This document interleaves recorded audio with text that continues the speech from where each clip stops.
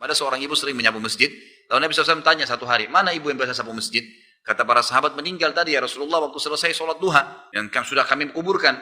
Kata Nabi SAW, kenapa kalian tidak beritahukan kepada saya agar saya juga ikut mensolatinya? Jadi sahabat menganggap karena tukang sapu masjid mungkin Nabi nggak perlu ikut sholat, kita sholatin aja gitu kan. Lalu Nabi SAW menegur para sahabat, kenapa kalian tidak beritahukan kepada saya agar saya juga ikut mensolatinya? Tunjukkan di mana kuburannya. Lalu Nabi SAW mendatangi kuburannya, kemudian beliau sholat di atas kuburannya. Dan satu-satunya sholat yang boleh dikerjakan di kuburan hanya sholat jenazah, yang jenazah itu memang baru dikubur hari itu. Kalau bapak ibu punya kerabat dikubur nih, meninggal.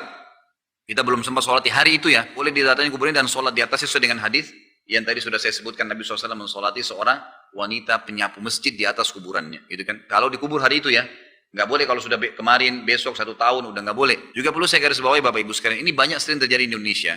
Sering kali kita kerjakan sholat gaib. Ada yang meninggal sana, sholat gaib di sini. Sholat gaib ini banyak yang tidak paham. Kalau anda kembali ke buku-buku fikih, sholat gaib itu hanya dikerjakan oleh Nabi SAW sekali dalam hidup beliau. Itu pun ditujukan kepada orang tabi'in, bukan sahabat. Yang bernama Najasyi, Raja Ethiopia. Beliau sempat masuk Islam waktu itu, tapi menyembunyikan Islamnya. Di zaman Nabi SAW, dan masuk Islam di tangan Nabi SAW. Dan Najasyi lah yang melamarkan Ummu Habibah, anaknya Abu Sufyan, untuk Nabi SAW. Dan menikahkan Nabi SAW dengan Ummu Habibah di Habasyah. Lalu mengirim Ummu Habibah ke Madinah untuk menjadi istri Nabi SAW.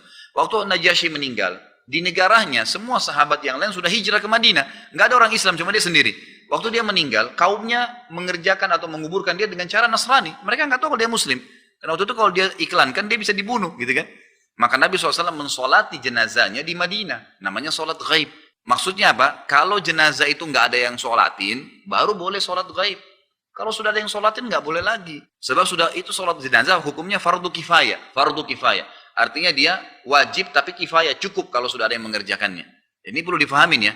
Karena kadang-kadang kita ada satu meninggal, hampir seluruh masjid di Jakarta atau di Indonesia ini sholatin. Nah ini termasuk ya tidak sesuai dengan sunnah Nabi SAW.